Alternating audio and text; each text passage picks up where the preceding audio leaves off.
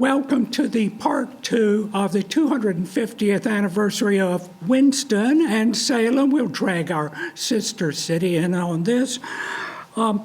We need to catch up a little bit on exactly what we're talking about for our internet onlookers, we hope, who will enjoy this on YouTube in a couple of weeks.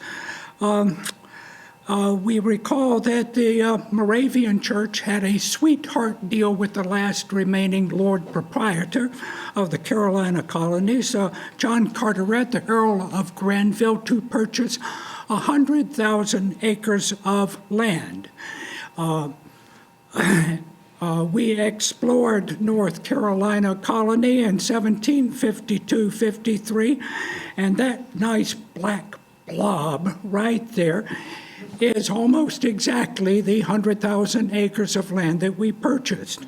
August Gottlieb Spangenberg, the leader of our exploration party, thought it looked very much like an area in Austria that the Count Zinzendorf's family had owned many centuries earlier, called Die Wachau. Not der, but Die Wachau. Wachovia, as we call it today. And as you can see, it fits very neatly in the current Forsyth County, and included in 2002, included almost the entirety of what is today, in 2002, Winston-Salem. Wachovia is here. The idea from the beginning was to have a central administrative community, a city, in fact. An earlier version, you've all have seen it, a wheel shape of comprising a huge community, which was called Unitas. We didn't get that name, fortunately.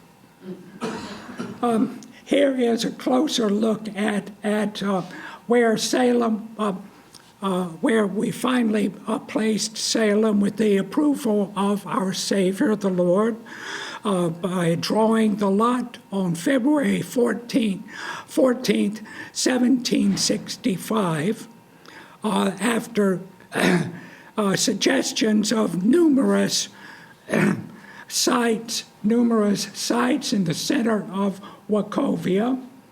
Let's go back again, in the center of Wachovia, where to place our central administrative community.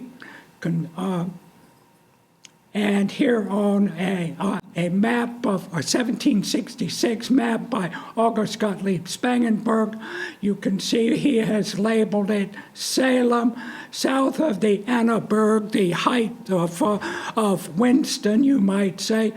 Salem Creek, called Die Wach at the time, Brushy Fork over to the east.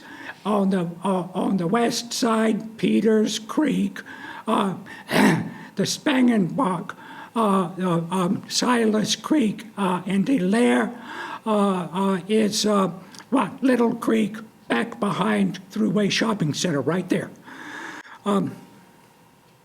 That was the selection on February 14th, 1765, and quite frankly, almost nobody liked it. Think of Salem. You have walked through Salem. You know Salem is spread out on a north-south ridge where to the east is a pit of a ravine.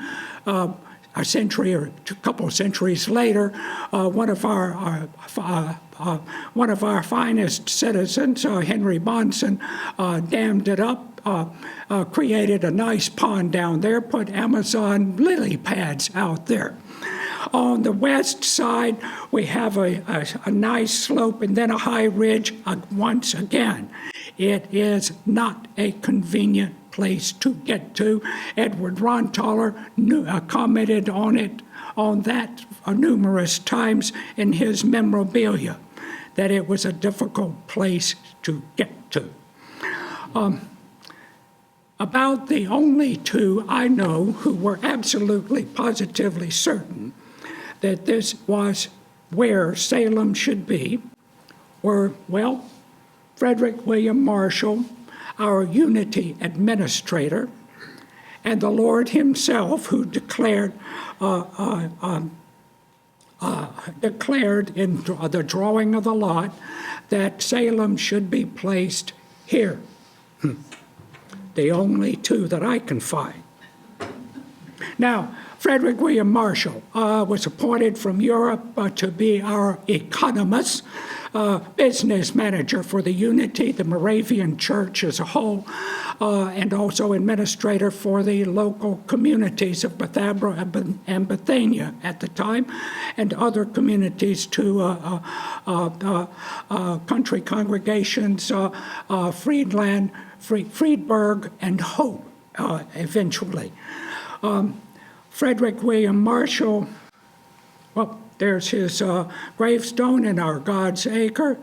To assist Frederick William Marshall in the planning and so on and so forth, we had our church surveyor, Christian Gottlieb Reuter, who frequently signed his maps, beautiful maps, signed his maps with his initials, Philip Christian Gottlieb Reuter. Christian Gottlieb Reuter had other ideas than Frederick William Marshall on layout of Salem. The most important part of Salem, once you begin to lay it out, to plan it, to have streets, so on and so forth, is what? What's the center of the community? Not the church yet, but the square. Where to place the square. And it all depended on how do you get water to it. Thank you, California. We knew about water a whole lot earlier than you did. Oh, Christian Gottlieb's gravestone in God's Acre. You can go visit. Now, as we mentioned, we had the deep ravine on the east. On the west, a slope up to a higher ridge of West Salem. Down here is the Salem Creek again, or Divuk, and about right here is Moravia Creek. Interstate 40 comes along about right here. Let's see.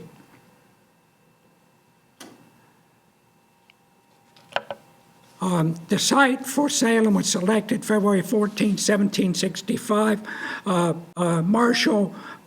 Brother Marshall came several times from the established community of Bethabara and inspected it, and I'm kind of certain that he said, yes, Salem Square shall be where it is in 2015, where Christian Gottlieb Reuter in a 1772 map has it with the corners cut off as they are today.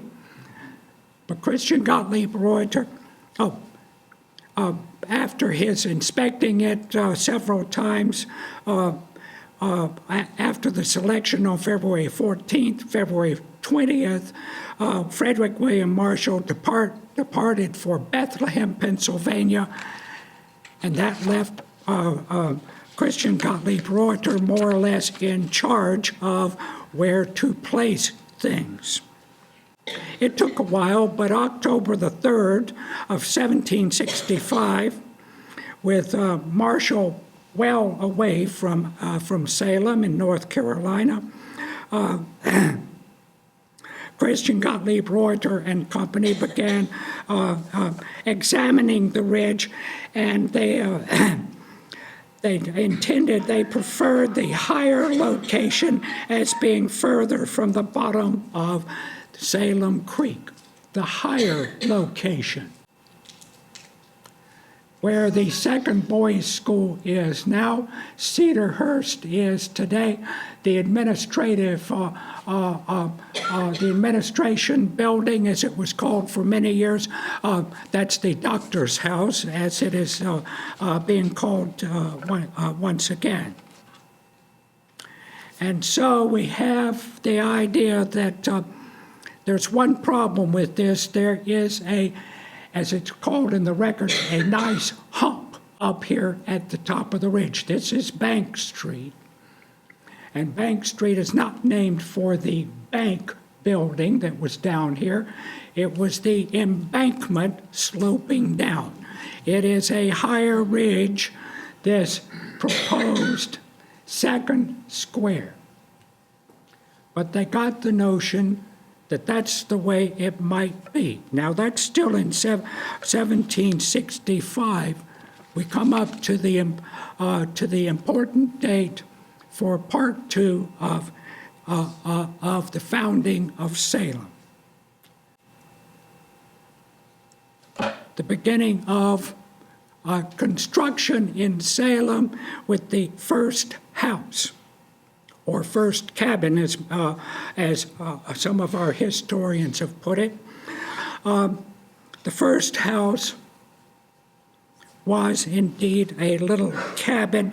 The trees were felled for it beginning January 6, 1766, and our records say that earlier that morning, the previous night, it was so cold in Bethabara that the medicine froze in their bottles in the apothecary's shop and broke the bottles. It was cold, January 6, 1766. But it warmed up a little bit later on that day. And the first trees were felled where the builder's cabin and the first house were built in Salem, with the scripture text for the day chosen in Bethabara, because we didn't have the daily text at the time. I will defend this city. Isaiah 37:35. Now, where is that cabin today? That first, you notice that the caption here is that it fell down in January 1907. It served numerous purposes, including part of the potteries complex and so on. But you can see with the photograph itself, it's rather dilapidated. You can see straight through it. The location of it was right here, where Brookstown Avenue is to the north, the Salt Street, or Liberty Street, as it was called in earlier times, and the Town Run, or Creek, on the west side. The old Salem Road of today comes along here, and you can see the archaeological excavations that have been made by Old Salem Museums and Gardens, and it continues to be a marvelous architectural, archaeological dig. They also began to build a workers' cabin for non-members of the Moravian Church, hired helpers who were brought in. But you see also that still on this enlargement of that earlier map that I showed, that here's that steep gully to the east. Many of you parked your cars in it. It's the Salem College Fine Arts parking lot. And Christian Gottlieb Reuter has provided his suggestion for the square, not this suggestion where Frederick William Marshall had said that's the better place.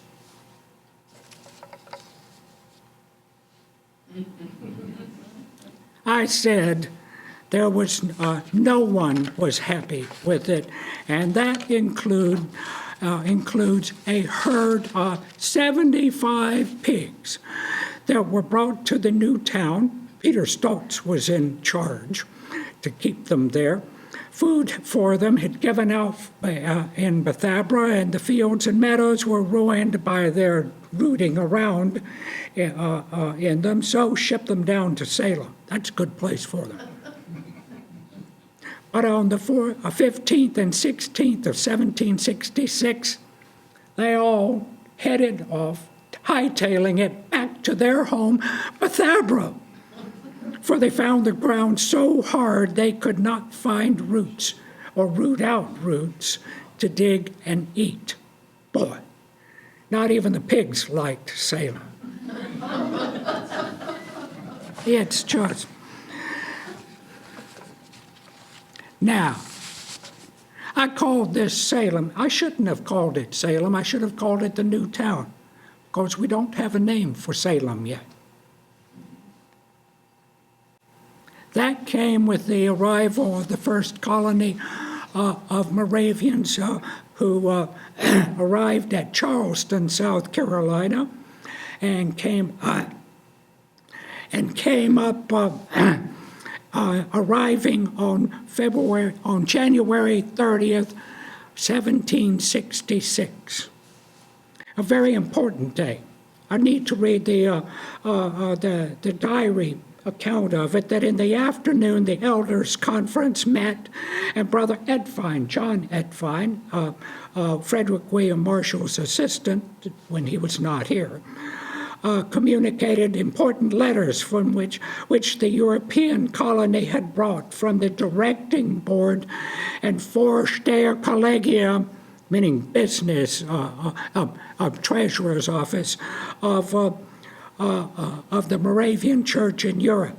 They gave instructions concerning the building of the new city, not town, Stadt, Salem.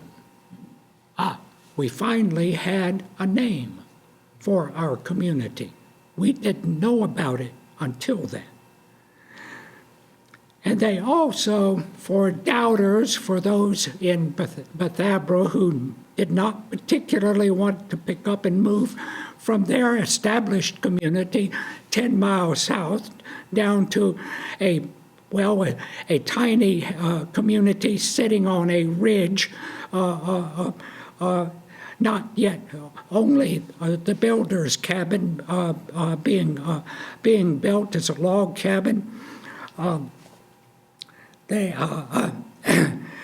We received that it had been positively ordered by the Savior, another drawing of the lot in Europe, that it should be at once undertaken.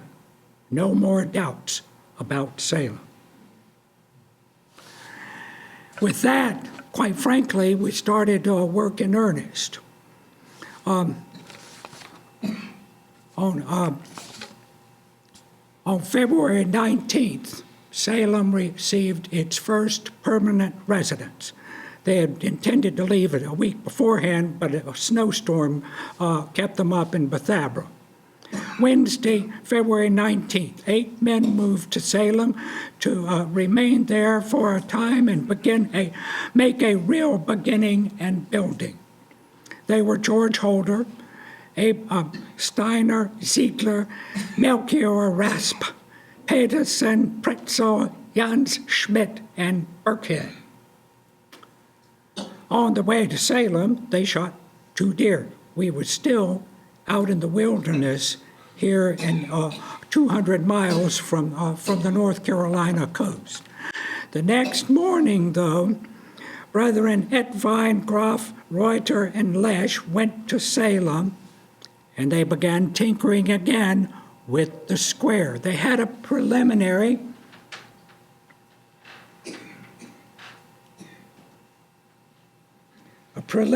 survey of the square, but then they considered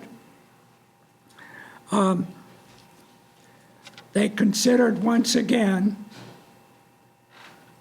Brother Reuter's preferred square, and they decided that would be the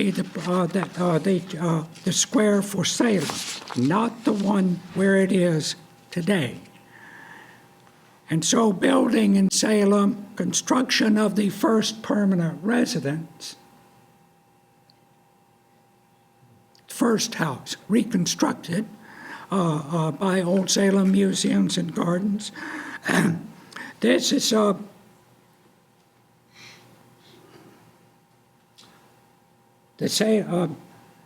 first permanent residence is right there on the north-south Main Street, today's Church Street.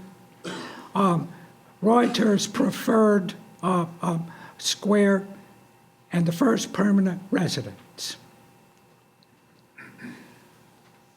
Across the street from what is today called the Below home.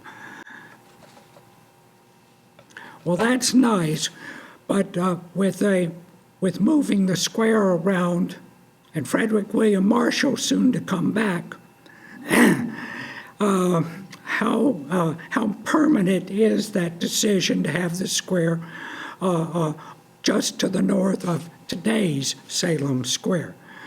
The square was to be the heart of the community, around which the town's principal buildings, Brothers House, Combined House, Community Store, Sisters House, Boys School, eventually church, eventually girls' school. That's the center of the town. Most important place in town, of course, will be the church. So the foundation stone for the Salem's first house was laid on June 6th on Main Street, 1 block north of where the square eventually will be. By August, Joseph Miller was making bricks in Salem with the assistance of an outside workman. And on August 18th, 1766, for the first time, Moravian sisters visit Salem from Bethabara. And while they are there, the first love feast in Salem is held in the partially completed first house in Salem. The service concluded with the singing of, what do we end the service with? Now thank we all our God.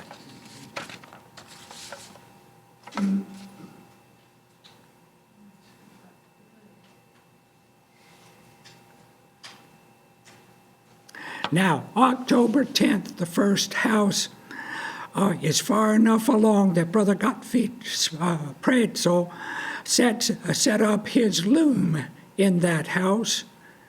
And I sort of designate that, despite the brick maying that Brother Mueller is doing in August, I designated that as the first industry in the city of the future Winston-Salem. And October 31st that year, 1766, or 250 years ago, the first company of older girls and single sisters arrive in Bethabara, the beginning of the Single Sisters Choir here in Wachovia.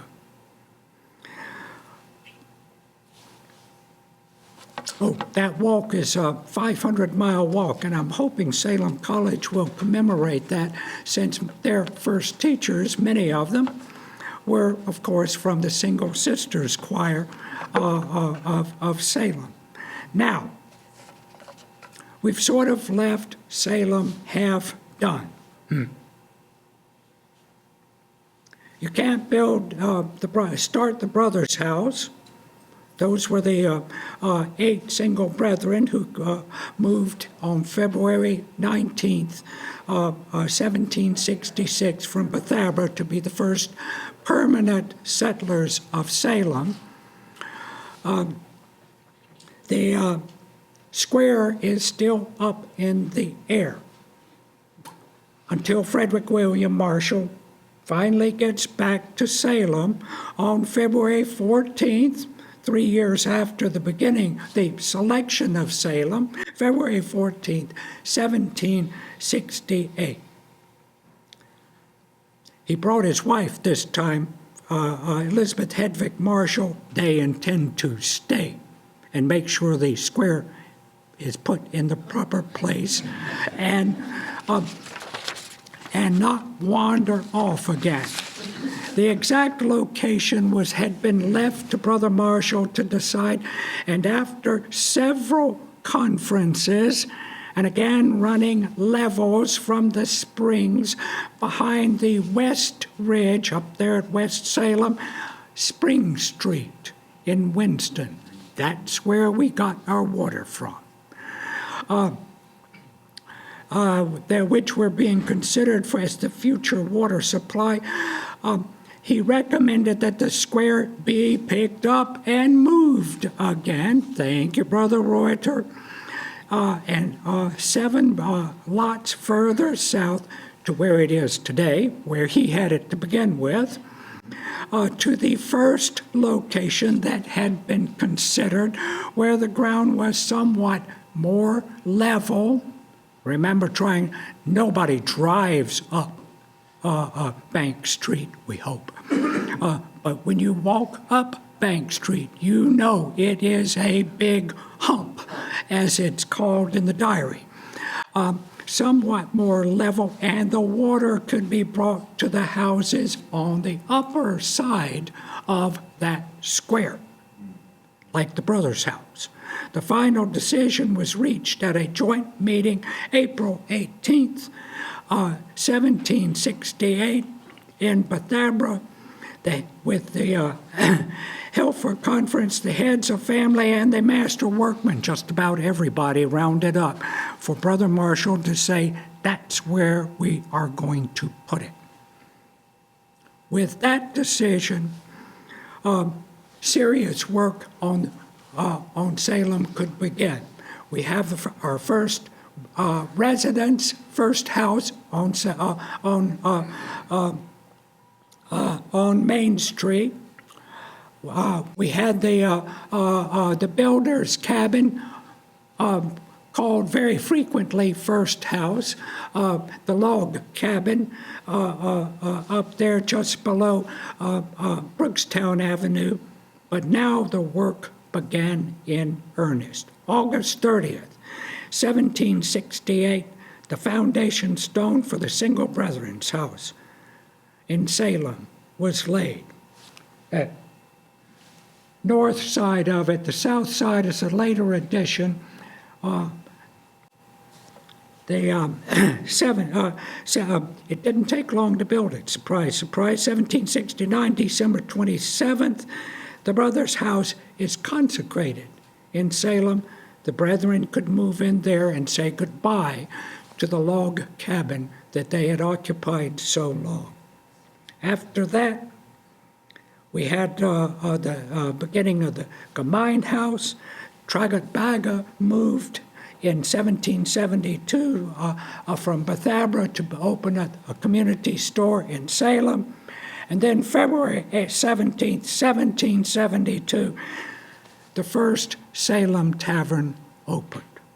And I think we can conclude that and have next series, 2016, 2017, we can have part 3 of the 200th anniversary of Winston, and especially Salem.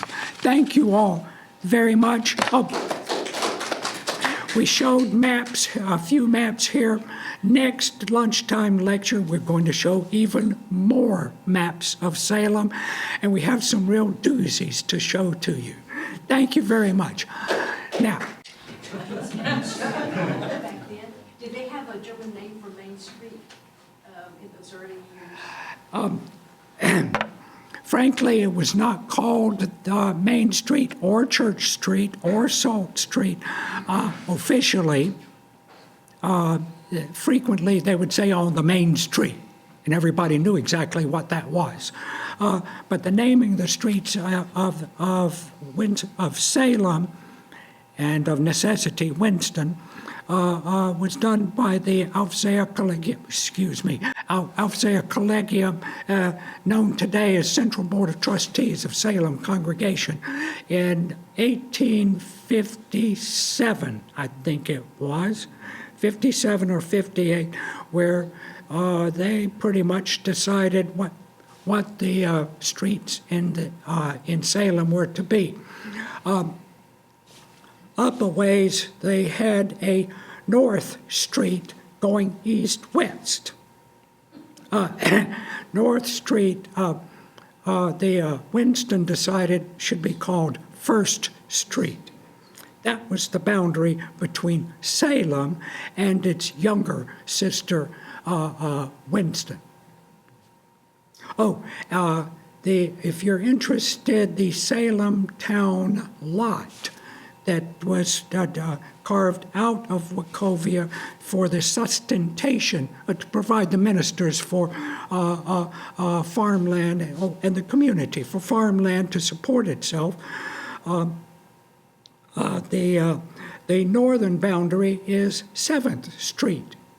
And if you notice 7th Street is sort of cockeyed, about 10 degrees off from being true east-west. Well, that's had to take into consideration the magnetic declination of 10 degrees so that, we're getting into our map talk next month. Further questions?